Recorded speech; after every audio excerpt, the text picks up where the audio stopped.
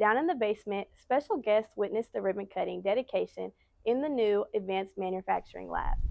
On September 13th, administrators, representatives from Honeywell, and community leaders gathered to celebrate the high school's official opening and ribbon cutting of the new manufacturing wing in the Grandview High School basement.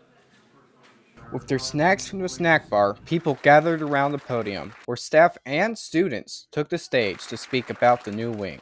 Mr. Adam Burns, the metals teacher, was then awarded with a certificate of appreciation for his contributions of the Advanced Manufacturing Lab. It's a huge deal, not just because we have all these people here today, but because we have this space that we now have available for students to really learn, to see if they have an aptitude for then maybe working with their hands or going on to explore a career in something that they're not getting in other classrooms. It's great to see students have a new avenue for learning in the workshops. Liam Lewis and Kegen Adcock, Bulldog TV.